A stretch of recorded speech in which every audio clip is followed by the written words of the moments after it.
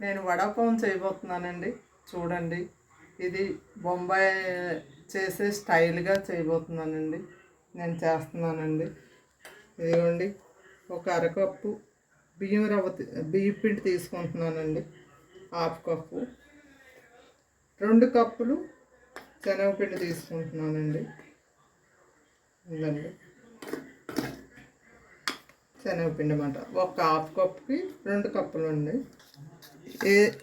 ఏర్చల పిక్కలు half cup అండి. పచ్చిమిర్చి వేగించుకొని వడతో పాటు తినడానికి ఈ ఒక కట్ చేసి పెట్టుకున్నామండి మధ్యలోకి. ఇది ఆలూలో చట్నీ చేసి వేయడానికి ఈ మొరాలు ఉంటాయి కదండి, అది లాస్ట్లో ఉండే కొత్తిమీర కాళ్ళు, వెల్లుల్లి, అల్లము, 1 ఇంచు అల్లము, ఒక ఎల్లుల్లిపాయ మొత్తం తీసుకోవాలండి. ఒక 4-5 పచ్చిమిర్చి అండి. ఇవన్నీ మిక్సీ పట్టుకోవాలండి. నేను ఇప్పుడు ఆలు నేను ఉడకబెట్టి పెట్టుకున్నానండి. ఆలు అయితే నేను 1/2 కిలో తీసుకున్నానండి. మీరు తక్కువ ఉండేటట్టు ఉంటే తక్కువ తీసుకున్నా పర్వాలేదు, ఎక్కువ మంది ఉండేటట్టు ఉంటే ఒక 1/2 కిలో ఇలా తీసుకున్నా పర్వాలేదు. నిమ్మకాయలు తీసుకున్నానండి. పెద్ద సైజు అయితే తీసుకున్నాను. ఎల్లుల్లి తీసుకున్నానండి. ధనియా అండి, కొత్తిమీర, మళ్ళీ పచ్చిమిర్చి, మళ్ళీ అల్లం. ఇది గ్రీన్ చట్నీ తయారవుతుందండి. ఇది ఆలూలోకి మసాలా తయారవుతుందండి. నేను మళ్ళీ మీకు అన్నీ చెప్తానండి. ఇది బ్రెడ్ అండి, వడపావు బ్రెడ్ అన్నీ మనం మ్యాష్ చేసి పెట్టుకోవాలండి. బాగా మెత్తగా చేసేసుకుంటే సరిపోతుంది. నేను 2 పించులు పసుపు వేసుకుంటున్నానండి కలర్ కోసం. శనగపిండి, బియ్యం పిండి దాంట్లో అండి సోప్ పెట్టుకోవడానికి. 1/2 స్పూను కారం వేసుకుంటున్నానండి. ఈ తర్వాత సాల్ట్ వేసుకుంటున్నానండి. మనకు రుచికి తగ్గ సాల్ట్ వేసుకుంటున్నానండి. 1 స్పూను సాల్ట్ వేసుకున్నానండి. కొద్దిగా ఆయిల్ వేసుకోవాలండి. నీళ్ళు పోసి కలుపుతున్నానండి. కొద్ది నీళ్ళు వేసి కలుపుకోవాలండి, లేకపోతే ఉండలుగా ఉండిపోతాయి. కొద్ది నీళ్ళు వేసి కలుపుకుంటూ ఉంటే బాగుంటుంది.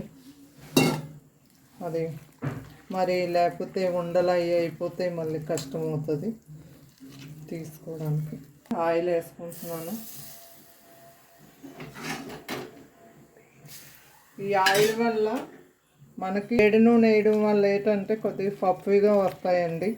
బజ్జీలు బాగుంటాయి. సాఫ్ట్గా లోపల గట్టిగా సాఫ్ట్గా ఉంటాయి, బయటని కొద్దిగా గట్టిగా ఉంటాయి అన్నమాట. అది దేనివల్ల అంటే పఫీగా వస్తాయి అన్నమాట. ప్యాన్ పెట్టుకున్నాను. ఒక 2 స్పూన్లు ఆయిల్ వేసుకున్నానండి. 1 పించు ఇది వేసుకున్నానండి. ఇంకో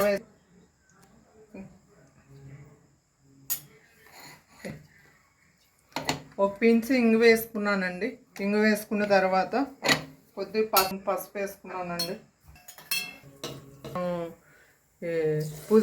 ధనియా కాళ్ళు ఉన్నాయి కదండి, పుదీనా కాళ్ళు. ఆ పుదీనా కాళ్ళు, అల్లం, వెల్లుల్లి, పచ్చిమిర్చి అన్నీ పేస్ట్ చేసుకున్నది వేగించుకోవాలండి పచ్చివాసన పోయే వరకు. ఇందులోనే మంచి టేస్ట్ ఉంటుందండి. ఇలా వేగించుకున్న దాన్ని పెట్టి వడలో టేస్ట్ చాలా బాగా వస్తుందండి. 1 స్పూన్ సాల్ట్ వేస్తున్నానండి. మనం మ్యాష్ చేసి పెట్టుకున్నాం కదండి, ఆలూది వేస్తున్నానండి. దీంట్లో వేసి మొత్తం ఆలు వడకి తయారు చేసుకోవాలండి. ఇది తయారు చేసుకొని కలపాలండి. ఇది బాగా పట్టేటట్టు కలుపుకొని ఒక 10 నిమిషాల పాటు ఆలూలకి బాగా పట్టేటట్టు కొద్దిగా మూత పెట్టి ఉంచుకోవాలండి. ఇలాగ అయిపోయిందండి. కొద్దిగా ధనియాకు వేసుకోవాలండి. కొత్తిమీర వేసుకొని ఆఫ్ చేసేసుకోవడం అండి. స్టవ్ చేయాలండి. గ్రీన్ చట్నీకి కొత్తిమీర వేయాలండి. 1 ఇంచు అల్లం ముక్క వేసుకుంటున్నాను. ఒక 4 వెల్లుల్లి రెక్కలు వేసుకుంటున్నానండి. పట్టాలండి. ఒక హాఫ్ స్పూన్ సాల్ట్ వేసుకున్నానండి. నిమ్మకాయ రసం వేసుకుంటున్నానండి. ఇదిగోండి గ్రీన్ చట్నీ తయారైపోయిందండి. అంటే మనం బజ్జీ వేసుకునే తరీక ఏంటంటే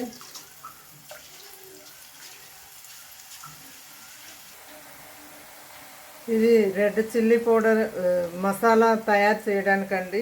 దీంట్లోకి వడాలోకి ఇది ఇలా తయారు చేసుకుంటాను అండి. ఏగిపోయి తీసేస్తున్నానండి.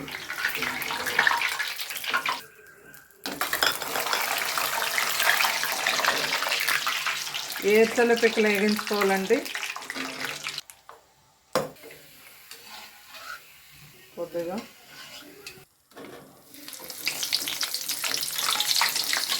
ఈ వడలో పెట్టుకొని తింటే అండి సూపర్గా ఉంటాయండి. ఎందుకండి కొద్దిగా సాల్ట్ వేస్తున్నాను. ఇది ఇలా కలుపుతున్నాను. పల్లీలు వేస్తున్నానండి. ఈ బజ్జీలు చేశాను కదండి వేస్తున్నాను. ఇప్పుడు అవి ఉంటాయి కదండి, చిన్నవి వస్తాయి. కారం అండి, కాశ్మీరీ మిర్చి పౌడర్ అండి. 2 స్పూన్లు కారం వేసానండి.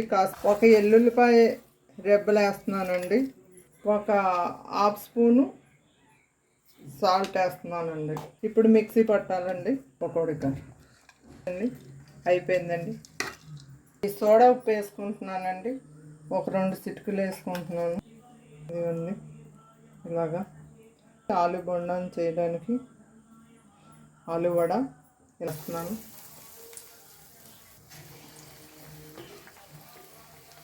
మంచి కలర్ వచ్చే వరకు వేగించుకోవాలండి.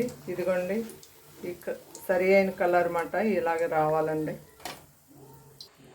ఇదిగోండి ఇలా కోస్తున్నానండి. వేయాలి.